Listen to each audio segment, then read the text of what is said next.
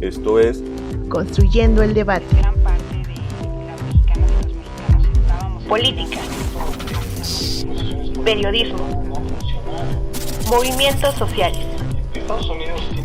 cultura. Opina, argumenta, analiza. Un espacio que se construye con tu participación. Esto es Construyendo el debate.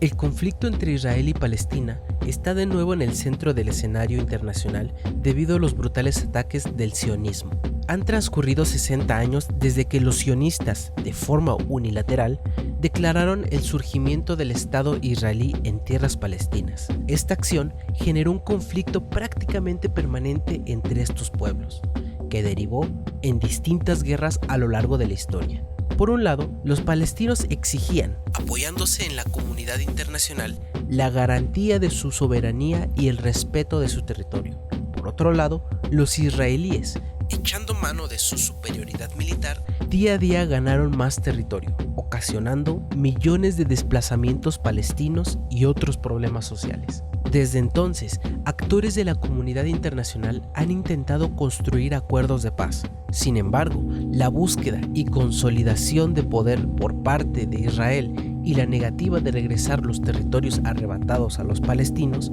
han evitado que se pueda concretar una posible firma de paz, ocasionando una tragedia humanitaria al pueblo palestino. Conflicto que amenaza con alcanzar un siglo de hechos violentos. Sin importar el inmenso desastre humanitario que representa el conflicto palestino-israelí, la probabilidad de que el conflicto perdure con el tiempo es muy alta. Las posibilidades de encontrar una salida negociada son cada vez más remotas, más aún con el reconocimiento de Jerusalén como capital de Israel por parte de Estados Unidos. Este conflicto ha dejado en claro las fragilidades del derecho internacional para la resolución de conflictos en los casos en los que los intereses geopolíticos de las potencias mundiales están en juego. Desde este tenor, el empleo del realismo político mantendrá su vigencia, dejando así al pueblo palestino al desamparo y bajo los intereses y el ejército absolutista de poder por parte de los israelíes. Las violaciones repetidas,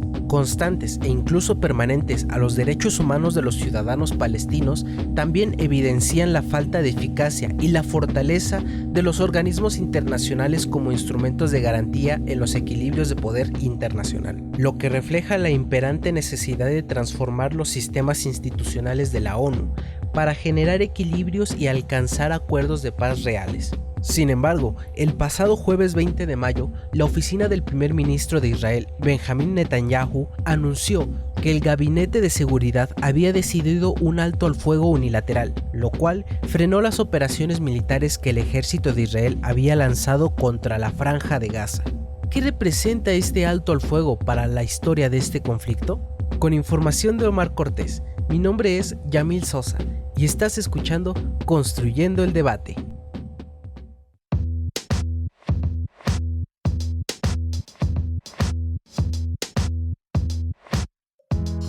Hola, ¿qué tal? Les saluda Cristian Mariscal y esto es Construyendo el Debate, el podcast de la Facultad de Ciencias Políticas y Sociales de la UNAM que podrán escuchar todos los miércoles. Nos pueden seguir a través de Facebook e Instagram, donde pueden hacernos llegar sus preguntas, comentarios y sugerencias sobre los temas que quieran que abordemos en este su espacio. En Facebook nos encuentran como Construyendo el Debate y en Instagram como Construyendo-Debate. Si nos están escuchando a través de redes sociales, recuerden que pueden encontrar este podcast en el canal de YouTube de Construyendo el Debate, así como en Spotify. No olviden escucharnos, suscribirse y regalarnos un like.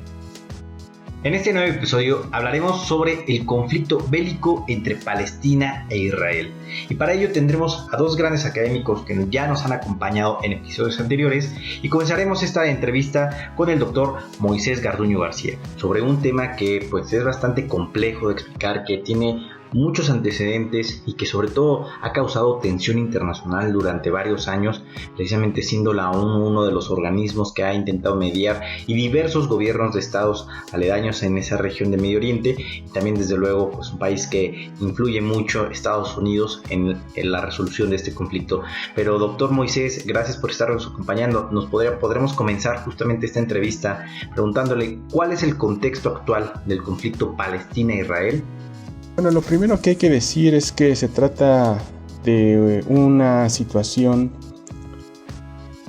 definida por el derecho internacional como una ocupación militar. En el caso específico de Palestina se trata de una ocupación militar que formalmente empieza en 1967 y que, a pesar de que debería de tener una fecha de término, hasta el día de hoy esa ocupación militar persiste. El hecho que persista una ocupación militar de esta naturaleza implica que el pueblo ocupado, en el territorio ocupado por el ejército israelí, experimenta diferentes formas de abuso de poder militar, tales como los toques de queda, las detenciones arbitrarias, la famosa construcción del muro que todos conocen, la posición de checkpoints que limitan la movilidad de las personas pertenecientes a la sociedad ocupada,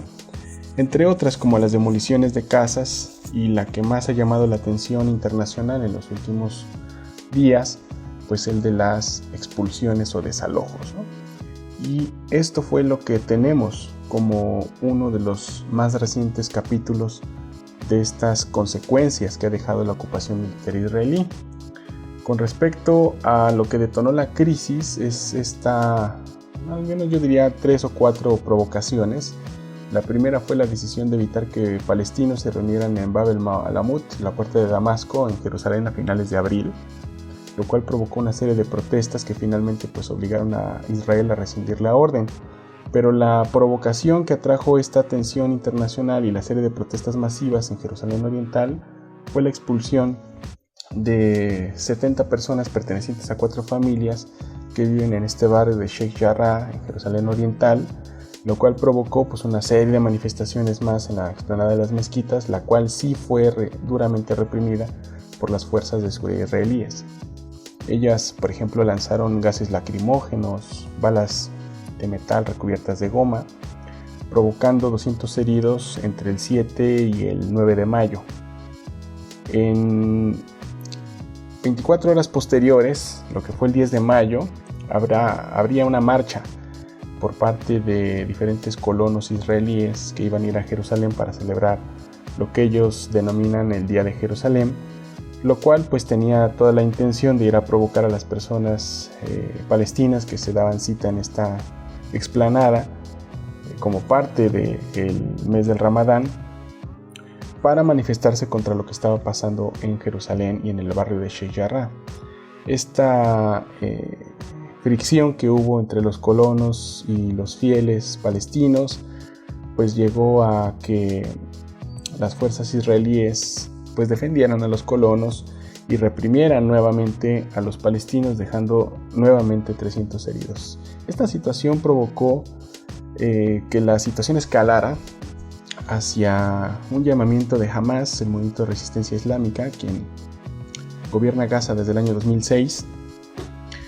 por medio de un manifiesto en donde se le exigía a Israel a no reprimir más a la población palestina. Se lanzaron 2 cohetes a zonas deshabitadas cerca de Jerusalén, lo cual no se hacía en mucho tiempo, y esto provocó pues una reacción desmedida del ejército israelí contra Hamas, lo cual provocó pues un uso desmedido de la fuerza,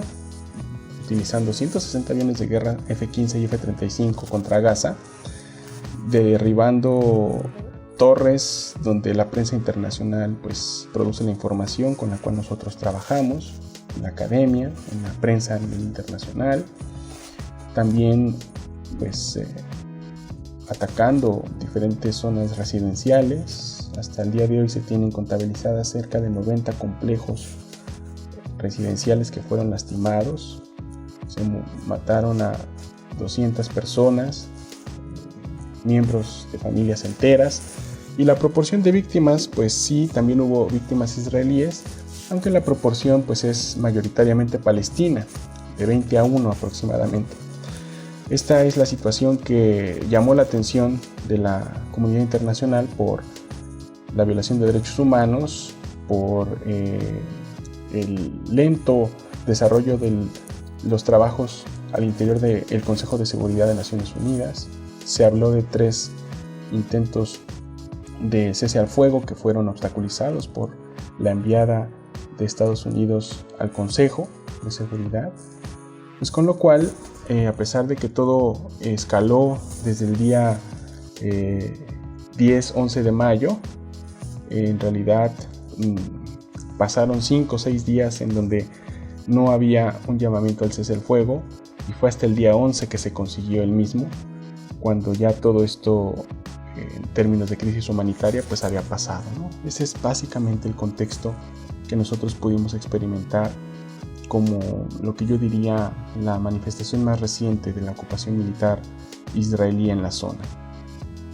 Bueno, desde luego, claro que es un contexto muy interesante. Debemos recordar que Jerusalén es pues tierra sagrada para ambas religiones y que bueno, para otras más también en el mundo, y que pues eso es un tema muy importante en el contexto del conflicto. Tomar en cuenta también algo que pues fue bastante influyente, el tema del Ramadán, este mes sagrado para la cultura palestina, para todos los musulmanes, y que también este día de Jerusalén que usted comenta, doctor, que es pues de una forma de provocación de los judíos, del pueblo de Israel hacia el pueblo de Palestina, que bueno, esto vino desde luego a todavía generar mayores tensiones en este conflicto durante los últimos días. Por otro lado, doctor Moisés, ¿cuáles son las políticas de Israel que justifican la represión y colonización, como usted mismo lo señala, del pueblo palestino? Pues una de las justificaciones que usa Israel es el de la supuesta defensa del Estado, ¿no? Pero esta defensa, como se da en una naturaleza jurídica de potencia ocupante, pues provoca que en esas prácticas de supuesta defensa pues se violen derechos humanos. Por ejemplo, hay un reporte de la famosa organización de derechos humanos Human Rights Watch, en la que por primera vez, en un reporte publicado en abril de este año, se habla de que Israel comete prácticas de apartheid con respecto a los palestinos que viven en los territorios ocupados. Diferentes prácticas de carácter discriminatorio con respecto al acceso a leyes, con respecto a derechos de construcción, por ejemplo, a derecho a reclamo de tierras, por otro. Es decir, las políticas de defensa israelí se cometen actos que vulneran el espíritu de cualquier acto de defensa que uno pudiera argumentar. Otro, por ejemplo, es que en los ataques que hay de corte militar, pues nunca se vela por la protección del pueblo ocupado, que es una de las obligaciones que tiene una potencia ocupante cuando está ocupando un territorio. El hecho de lo que acabamos de ver en Gaza es muy claro. ¿Cómo es posible que al momento de tener armas de gran precisión, como las GBU, pues el daño colateral sea muy grande, y además de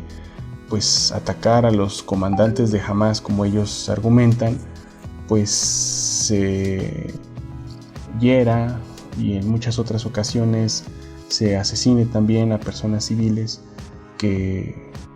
poco o nada tienen que ver con la existencia de Hamas o Yihad Islámica o de cualquier otra organización que se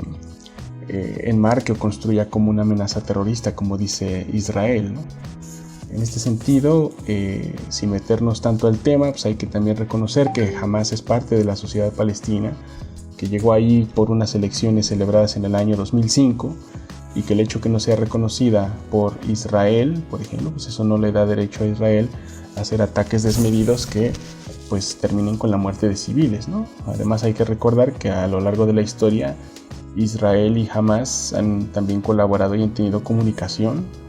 El intercambio de prisioneros, por ejemplo, ha sido una evidencia de esta comunicación, y la colaboración de Israel con la Autoridad Nacional Palestina en los territorios ocupados pues también ha ido más o menos por el mismo camino, ¿no? Sobre todo en términos de seguridad, salvaguarda de las fronteras, en términos de policía, por ejemplo. Esto hay que decirlo y es muy claro y documentable, ¿no? Entonces, esta retórica que hay generalmente propagandística,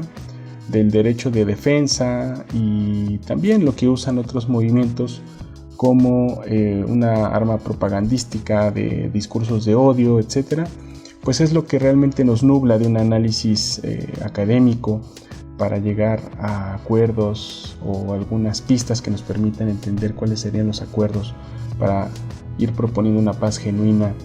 justa y duradera con el paso del tiempo, ¿no?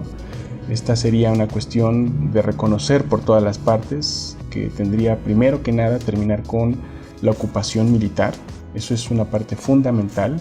Sin ocupación, ¿sí? No habría ya Hamas.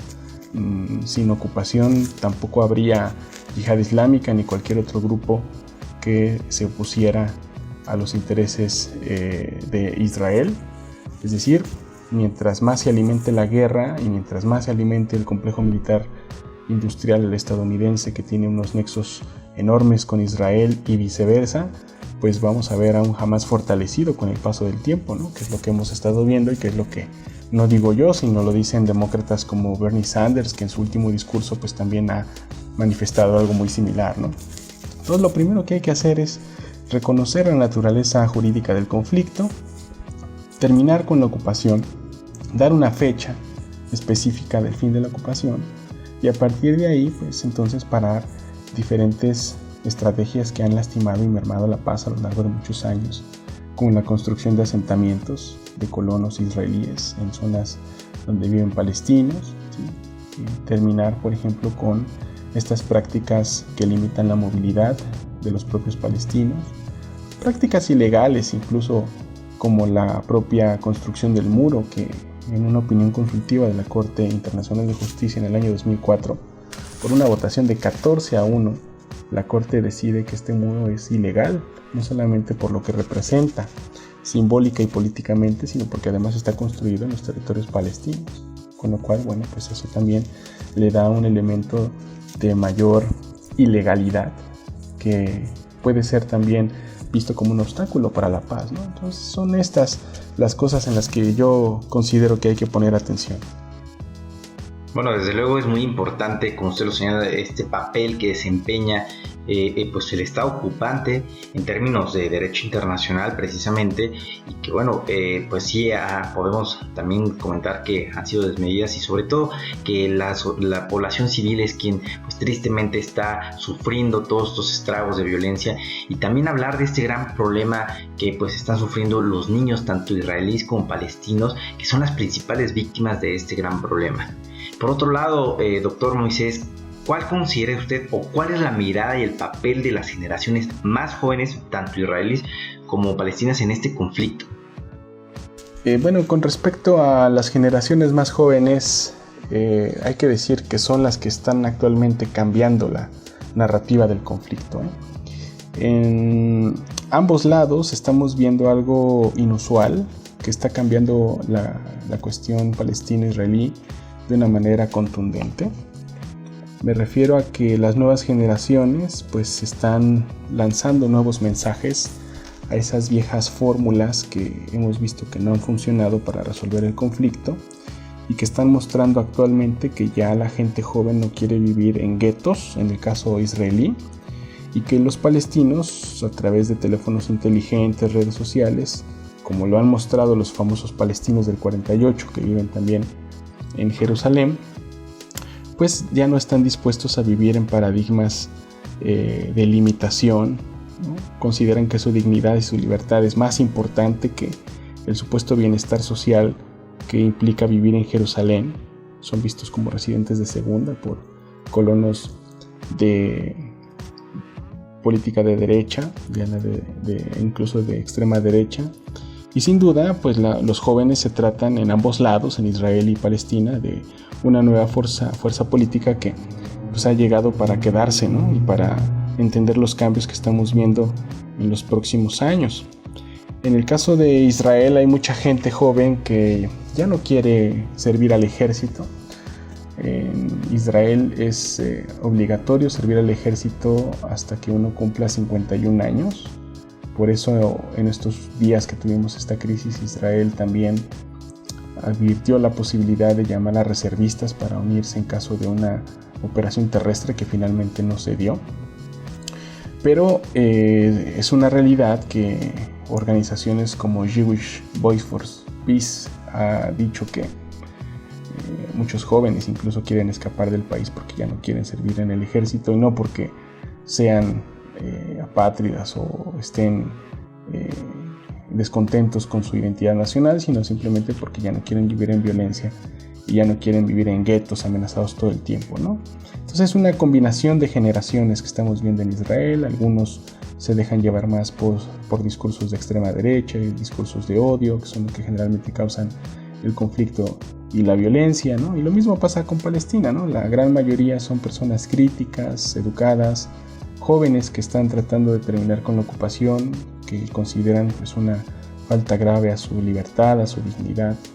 y a su derecho de autodeterminación. Y también hay algunos que son los menos, pero los hay, que también tienen estos discursos extremistas en relación a los discursos de extrema derecha que provienen de Israel, ¿no? Esto es una cuestión totalmente relacional, ¿sí? En donde hay que poner atención en los núcleos de jóvenes que buscan soluciones pues por vía de la emancipación y de la liberación nacional, con base en el fin de la ocupación y en una decisión razonada, en donde por ejemplo muchos palestinos están dispuestos a compartir Jerusalén sin ningún problema, ¿no? Pero hay discursos de derecha de ambos lados, en donde cada uno quiere la ciudad para sí solo, y eso llega mucho a lastimar y a mermar cualquier camino para la paz, ¿no? Entonces los jóvenes son muy importantes en ambas partes, pero en el caso de Palestina yo quisiera decir que hay una nueva generación que está tomando ahora el liderazgo y que está unificando a los palestinos, que históricamente, al menos en los últimos 20 años, se les vio con muchas dudas por esta famosa división intrapalestina que persistía en términos políticos, obviamente dada la división geográfica entre Gaza y Cisjordania, pero también entre los palestinos de Palestina y los palestinos que viven fuera, por ejemplo en el mundo árabe. Y ahora estos jóvenes del 48, como son los que han hecho las manifestaciones posibles, pues han demostrado que ellos no solamente pueden salir a las calles a manifestarse, sino también pueden ayudar a unificar al movimiento nacional palestino a través del significado que es la ciudad de Jerusalén, ¿no? O sea, cuando se trata de Jerusalén, Palestina logra unificar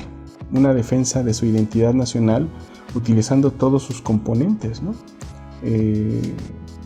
Por primera vez hubo banderas de Hamas en Jerusalén, ondeando junto con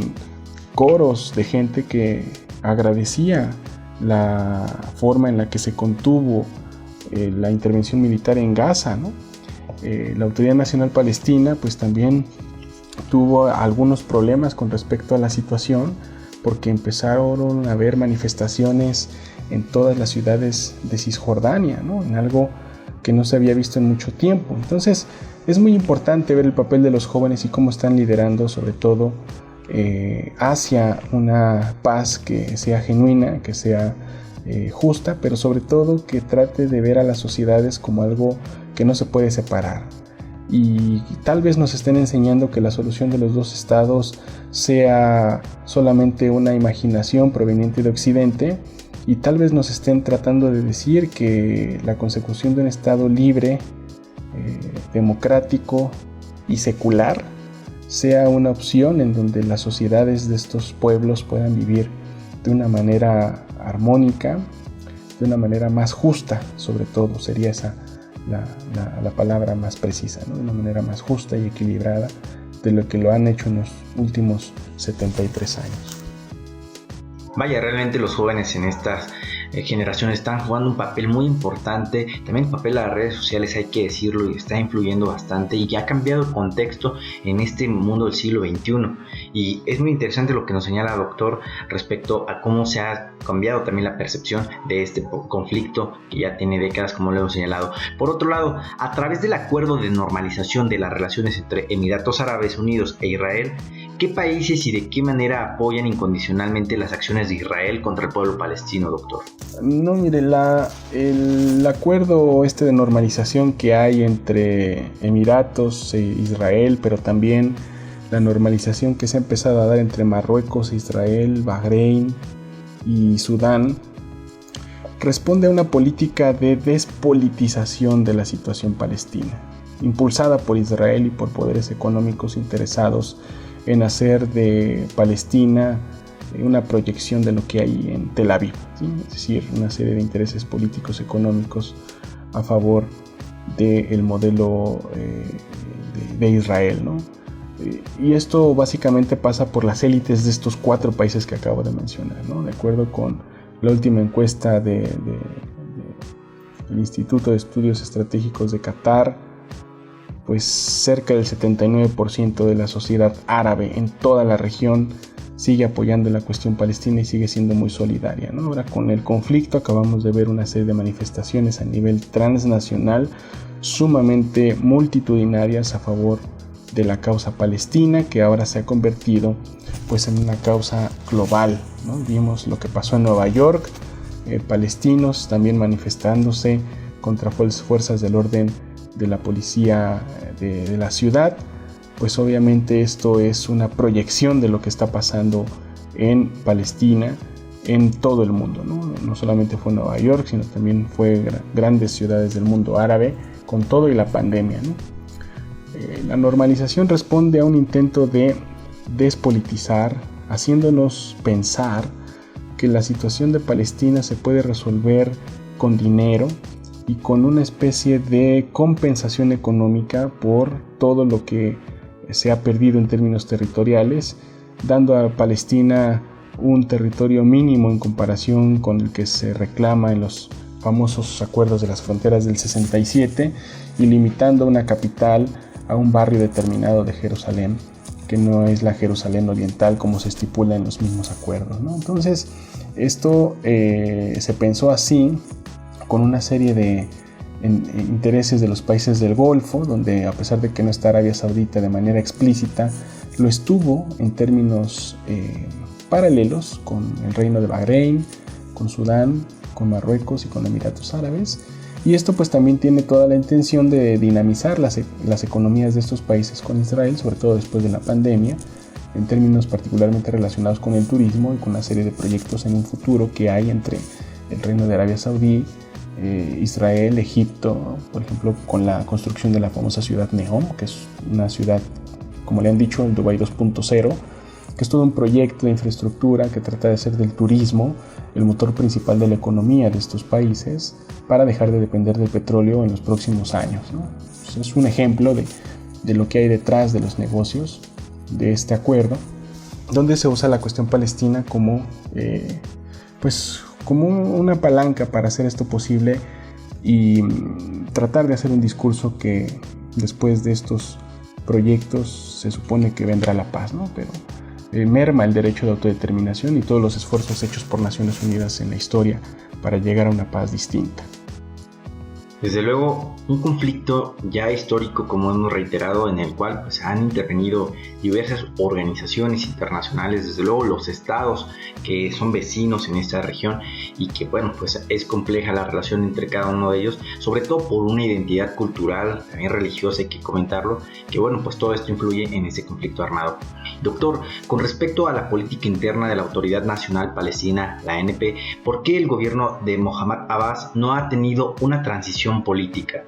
Mire, tampoco los israelíes han tenido una transición política que digamos, Netanyahu ahora se ha convertido en el primer ministro más longevo de toda la historia política de Israel y el trabajo que ha hecho ha sido un trabajo que ha polarizado a la sociedad israelí. Se ha ayudado de políticas de derecha que han lastimado muchísimo lo que algunos autores como José Hamra y otros colegas habían denominado la democracia israelí. Bueno, ¿cuál democracia? Si esta gente lo que dice es querer un estado judío solo para los judíos y los demás que se pierdan, ¿no? no, esta política de derecha ha lastimado mucho. Hay una ansiedad de poder que yo veo en Netanyahu. En los últimos 2 años ha habido 4 procesos electorales donde Netanyahu no ha podido conformar un gobierno de unidad, lo que habla de una crisis en el sistema político israelí, una crisis que le persigue a él, además de los casos de corrupción por los que ha sido acusado durante todos estos años al frente de la primera magistratura y de su papel en el partido Likud. Entonces, aquí hay una cuestión de ansiedad de poder, una cuestión de polarización política, y ahora con el conflicto parece que Israel va a querer, con Netanyahu al frente, canalizar todo este dolor y toda esta angustia que vivimos en estos días para intentar organizar unas quintas elecciones donde por fin Netanyahu pueda quedarse con el poder, cambiar la ley para evadir estas acusaciones de corrupción y un poco permanecer en el escenario político israelí y salir avante de toda esta crisis que menciono, ¿no? Correcto, no es el único. También la Autoridad Nacional Palestina tiene una crisis muy seria, precisamente porque el gobierno de Mahmoud Abbas ha colaborado con Netanyahu. Ese ha sido el problema y la gran crítica que hay a la Autoridad Nacional Palestina, ¿no? La policía palestina ha coadyuvado con las fuerzas de seguridad israelíes, incluso han también reprimido algunas protestas dentro de Palestina con ayuda israelí, ¿no? Entonces esto también ha hecho que en algunos momentos Mahmoud Abbas se haya convertido en una especie de cómplice también de la ocupación militar, ¿no? Y los palestinos se han dado cuenta, ¿no? Lo que han hecho los palestinos ahora, la sociedad civil me refiero, pues es darse cuenta y hacer una serie de críticas con respecto a Mahmoud Abbas, y por eso hay que decirlo que jamás ha salido sumamente fortalecido de todas estas crisis militares, sobre todo esta última, en donde ha levantado la voz y ha sido de los pocos que ha criticado realmente a la forma de intervenir militarmente por parte del Estado de Israel, ¿no? Mahmoud Abbas, por ejemplo, al posponer las elecciones del 2021, una elección que por cierto parece que los habitantes de Jerusalén Oriental no iban a poder participar, yo creo que manifestó una especie de temor de que gente como Marwan Barghouti, el famoso Mandela palestino, que fue líder de la primera y la segunda intifada, pues participara en las elecciones presidenciales, y si lograba participar en el proceso, pues había miedo de que se cumplieran las encuestas que los propios palestinos estaban publicando cuando le auguraban hasta un 48% del voto popular, ¿no? Lo que preocupa mucho a la Autoridad Nacional Palestina y también a los israelíes es que personajes como Marwan Barghouti pues tomen este liderazgo y realmente lleguen a unificar aún más a los palestinos, aún más de lo que ya están unificados, poniendo en tela de juicio la ocupación, ¿no? Lo que yo creo es que las crisis políticas de la Autoridad Nacional Palestina y del partido Likud en el caso de Israel, lo que provoca es que al final la sociedad civil internacional se dé cuenta de lo que las élites políticas provocan. A final de cuentas, de esta situación tan crítica que vivimos en Gaza,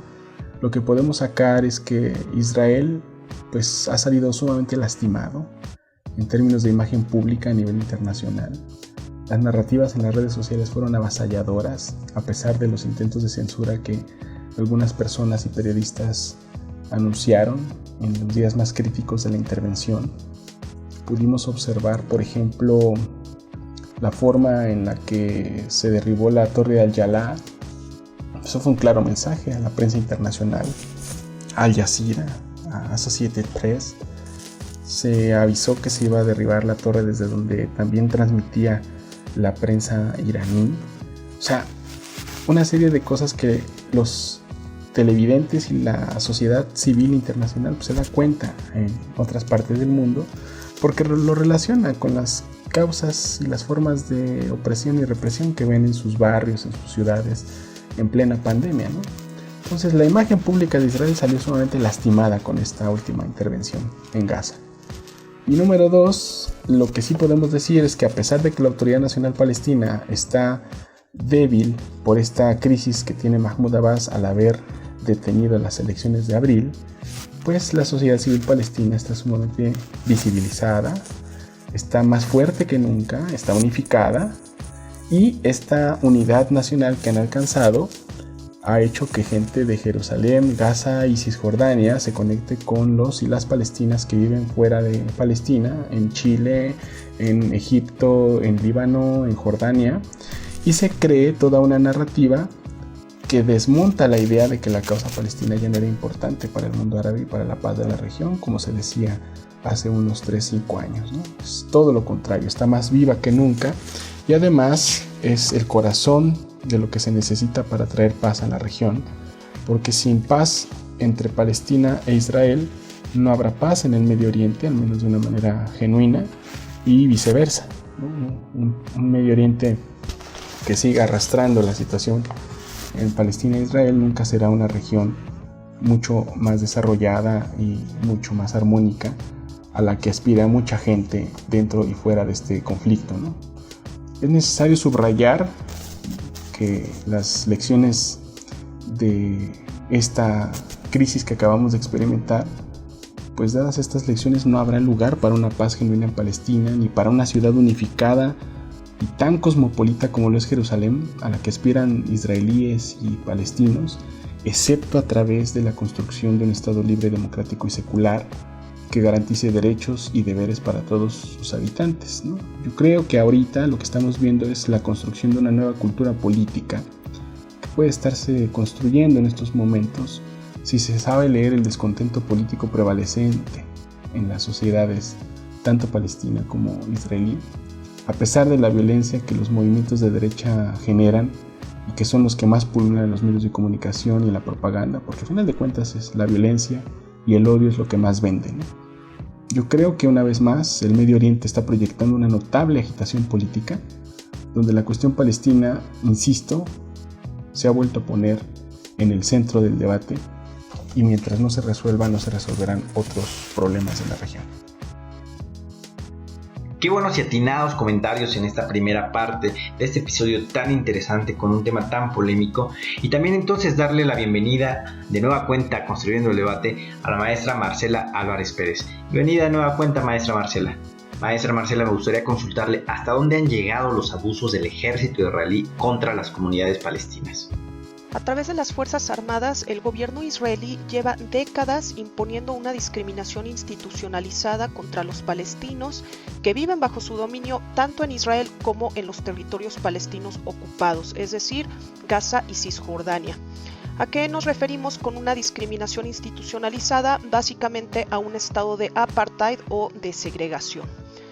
Ahora, además de los cientos de miles de refugiados como resultado de guerras tales como la del 48 y el 67, se han seguido desplazando a cientos de palestinos tanto en Israel como en la Cisjordania ocupada, incluida Jerusalén Oriental, como resultado de la demolición de viviendas y la imposición de otras medidas coercitivas. Todo esto llevado a cabo de mano del ejército.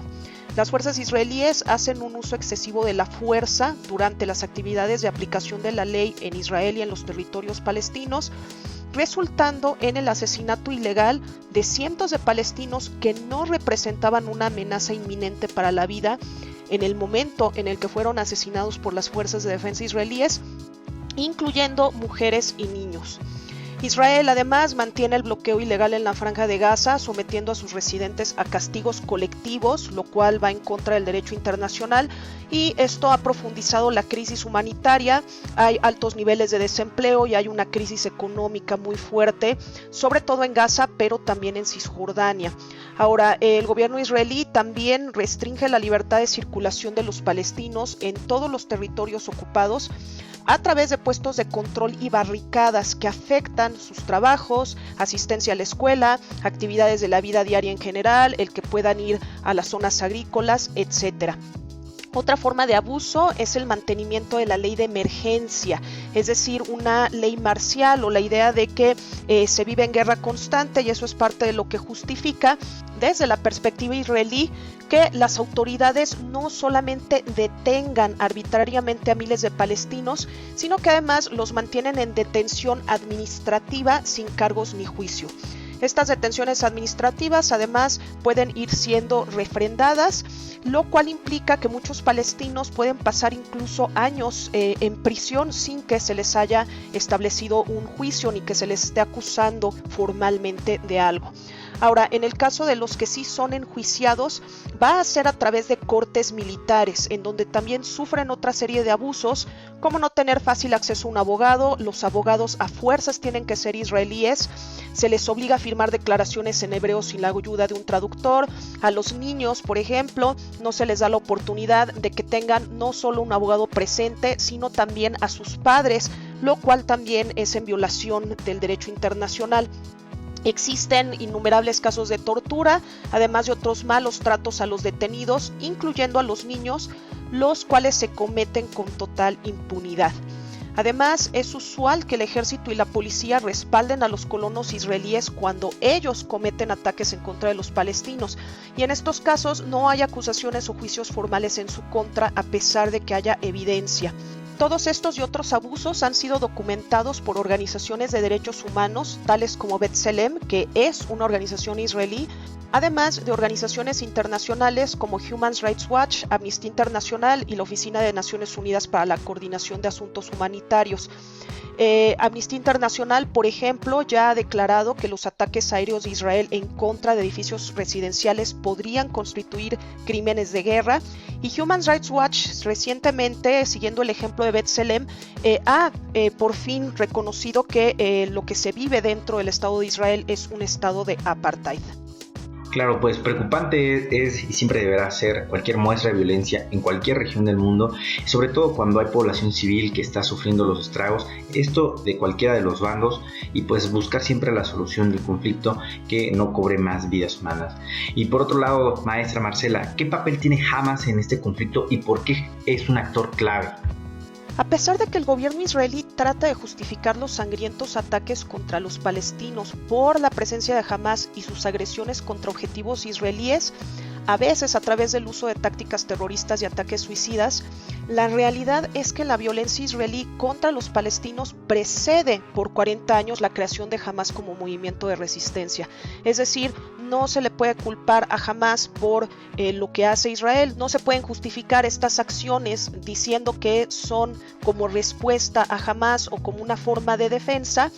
cuando partimos de que desde antes del 48 ya se estaban llevando a cabo masacres como la de Deir Yassin y ya se estaban llevando a cabo todos estos desplazamientos forzados y todos estos abusos en contra de los palestinos. Entonces, Hamas es un pretexto relativamente nuevo. En realidad es bien sabido que sus orígenes datan de 1978, en que el islamista Sheikh Yassin registra una organización islamista aprobada por Israel para proveer de servicios sociales básicos a los palestinos, tales como escuelas, mezquitas, clubes, etc. Esta red de instituciones sociales se fue construyendo e incrementando no solo con la venia del gobierno israelí, sino que incluso el mismo gobierno israelí le inyectó recursos a partir del gobierno militar de Gaza a través de las mezquitas para poder cimentar lo que se consideraba entonces un contrapeso a la organización conocida como Fatah y la OLP, dirigidas por Yasser Arafat, que además de ser seculares, en ese momento eran consideradas como una mayor amenaza al régimen sionista. Entonces, incluso exfuncionarios israelíes han reconocido su papel activo para construir una variedad militante del Islam político palestino en la forma de Hamas, como una manera de dividir internamente a los palestinos y debilitar a Arafat, es decir, un divide y vencerás, y que sin embargo esta estrategia a la larga fue contraproducente, ya que se les salió de control. Particularmente va a ser después de la primera intifada o levantamiento popular palestino en 1989, en que Hamas va a desarrollar ya un ala militar con el objetivo de defender y liberar a las tierras y el pueblo palestino. Con el incremento de la resistencia armada, pues los israelíes se van a ver obligados a cambiar su táctica y desde entonces estar en contra de Hamas, bombardeando, asediando y bloqueando la agrupación tratando de eliminarla. lo cual, como les decía, pues es irónico porque al final del día ellos mismos fueron los que ayudaron a construir a Hamás. Y quiero recalcar lo que les había mencionado al principio de esta pregunta. La violencia por parte de Hamás empieza a partir de 1989, entonces no se puede justificar la violencia israelí como respuesta a Hamás y pretender que esta violencia por parte del gobierno israelí entonces es algo nuevo. Hamás se ha convertido entonces en un actor clave y solo en la última década Israel ha entrado en guerra con ellos en 3 ocasiones, en 2009, en 2012 y en 2014, matando a unos 2.500 civiles palestinos en Gaza en el proceso, lo que decíamos en la otra pregunta con respecto al castigo colectivo. Mientras tanto, Hamás ha matado a muchos más civiles israelíes que cualquier grupo militante palestino laico con anterioridad. Así que podríamos decir que Hamás se ha ido construyendo una imagen como los verdaderos freedom fighters o luchadores por la libertad que resisten activamente a la opresión israelí. Por otro lado, no hay que olvidar que el ala social de Hamás precede al ala militar, como ya mencionamos, y a través de sus redes de caridad, los militantes de Hamás son quienes han hecho lo posible por aliviar las necesidades de la población en Gaza desde hace décadas y más aún tras el aislamiento y bloqueo a los que los ha sometido el gobierno israelí desde el 2005. En Occidente se tiende a pensar que los palestinos que apoyan a Hamás o que votaron a su favor en las elecciones del 2006 lo hacen porque apoyan las acciones violentas del grupo, pero en realidad este apoyo deviene principalmente por 2 motivos. No tienen otras opciones ahí como están encerrados en Gaza y por otro lado Hamás es el único que cubre muchas de las necesidades básicas de la población, tales como acceso a medicina, alimentos y otros recursos que se encuentran limitados por el bloqueo. Entonces, pues lo que tenemos de este lado del mundo es una información sesgada e incompleta con respecto a todas las actividades y todo lo que implica la presencia de Hamás en Gaza. No nada más es entonces una organización terrorista como nos quieren hacer ver y por otro lado pues reitero que la violencia por parte del gobierno israelí ha estado presente desde antes del surgimiento de Hamás y no solo eso, también es una violencia que tenemos presente en distintos niveles en Cisjordania, en donde pues Hamás no ha tenido una presencia real. Gracias, maestra Mar, porque realmente sí es un tema que Hamás se ha manejado como pues una agrupación terrorista,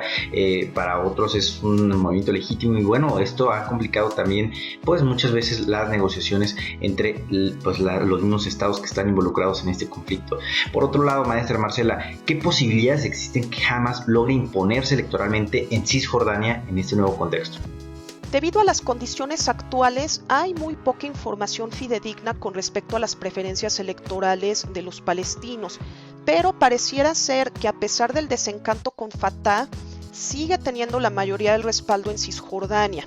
Sin embargo, cada vez más palestinos en Cisjordania reconocen el valor de Hamás, no nada más como movimiento de resistencia, sino también, como mencioné previamente, como la única organización que ha estado al frente de la poca ayuda y servicios a los que los gazatíes tienen acceso.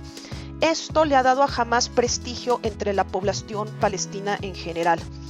Muchos consideran que el antiguo liderazgo concentrado en Fatah y la Autoridad Nacional Palestina es corrupto y que han caído en una zona de confort gracias a sus prerrogativas como clase política, olvidando los intereses del resto del pueblo palestino, y que se necesita un cambio de liderazgo para poder tener acceso a sus derechos civiles y avanzar hacia la concreción de sus objetivos como población bajo ocupación. Entonces, en este sentido, pues muchos empiezan a ver a Hamás como una buena opción. Como decíamos, la presencia de Hamás como el único grupo que sí le ha seguido haciendo frente a las políticas represoras del gobierno israelí. El principal problema, sin embargo, sigue siendo la división entre ambas ramas, el divide y vencerás del que ya habíamos hablado cuando fue la creación de Hamás, y pareciera ser que lo mejor a lo que se puede aspirar es a un gobierno de unidad en el que tanto Hamás como Fatah cooperen para hacer un frente común. Gracias a esto, Fatah no perdería por completo el control de Cisjordania y seguiría presente como líder, pero ahora apuntalado por la legitimidad que le daría el respaldo de Hamás, quienes por su parte podrían empezar a tener más presencia en Cisjordania poco a poco.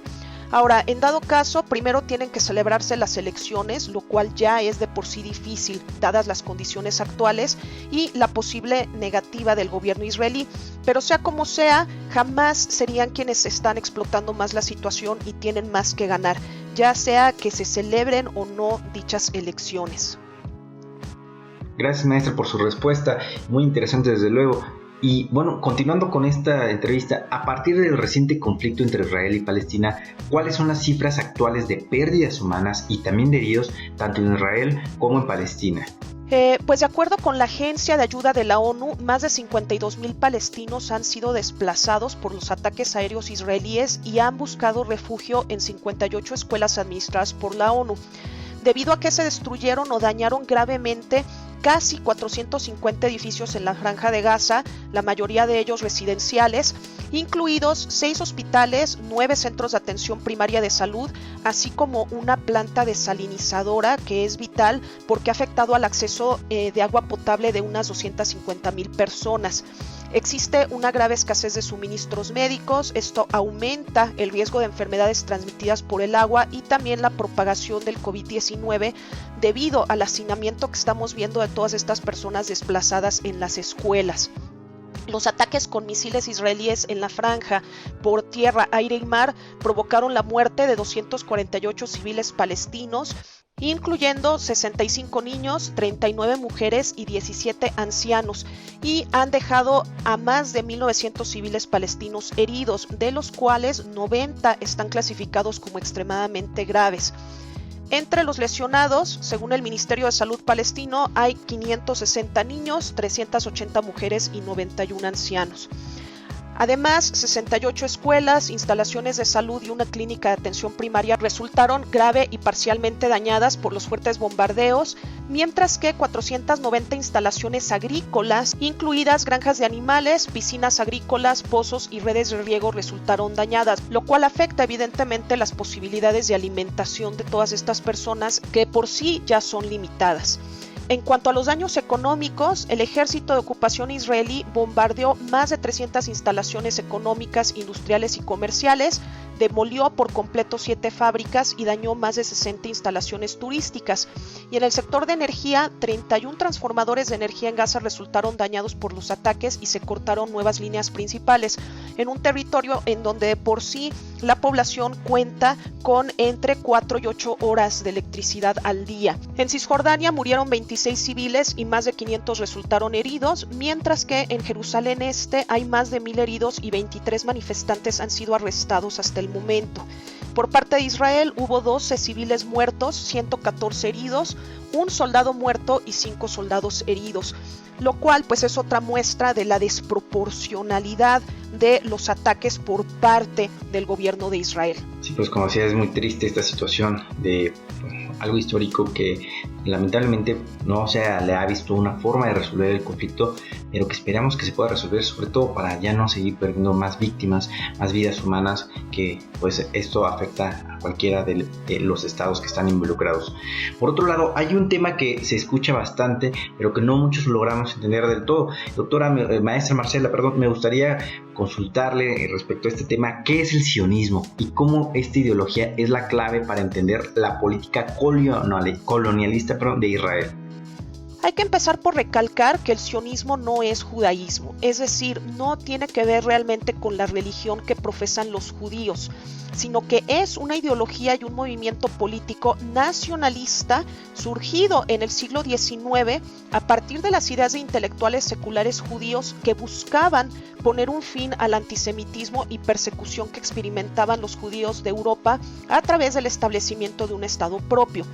Es clave para entender la política colonialista porque precisamente el objetivo principal va a ser tener una territorialidad para el pueblo judío, a la que pueda migrar la diáspora judía esparcida por el mundo.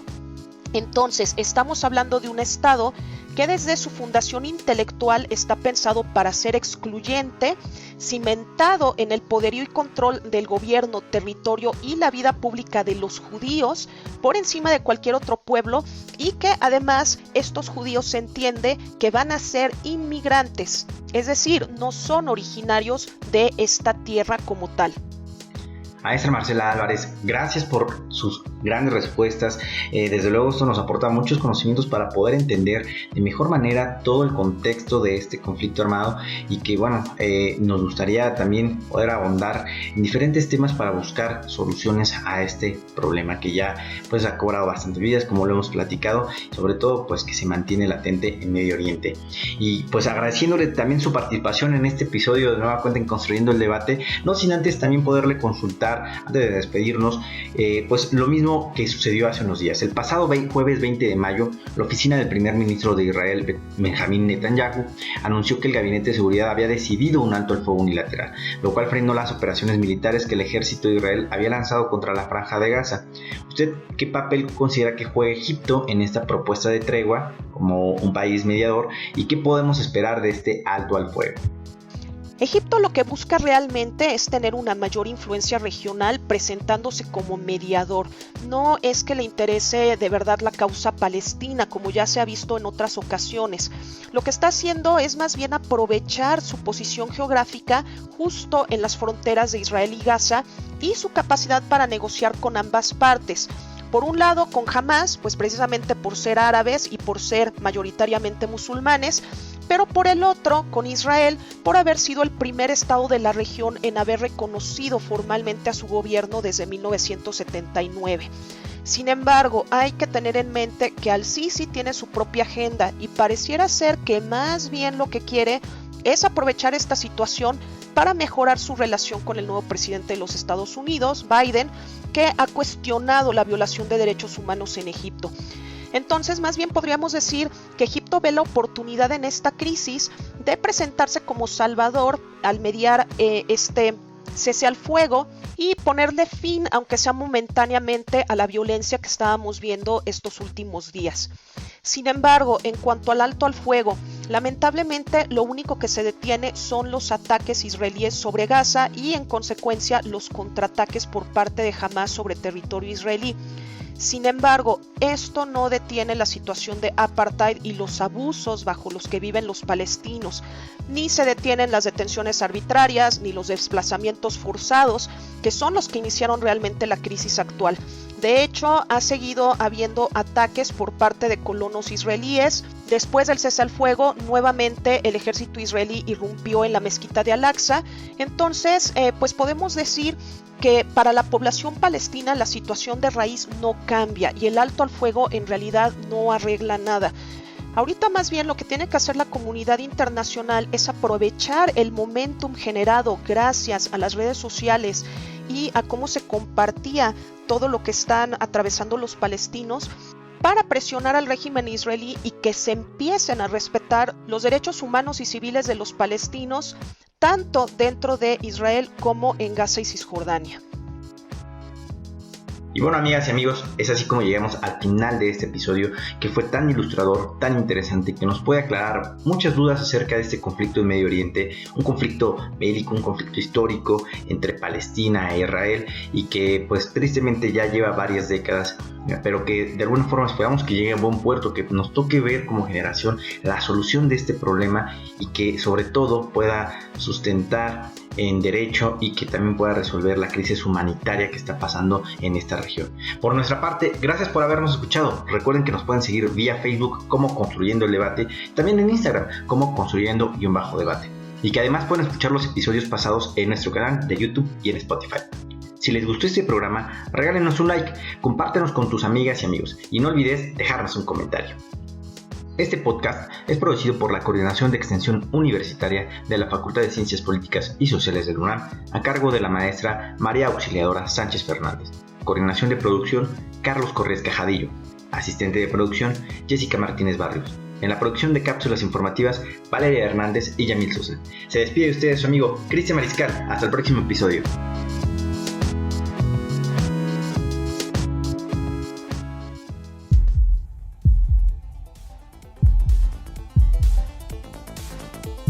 Esto fue Construyendo el Debate. Pues gran parte de la mexicana política, periodismo, movimientos sociales, Estados Unidos tiene una política cultura, Opina, Argumenta. Analiza.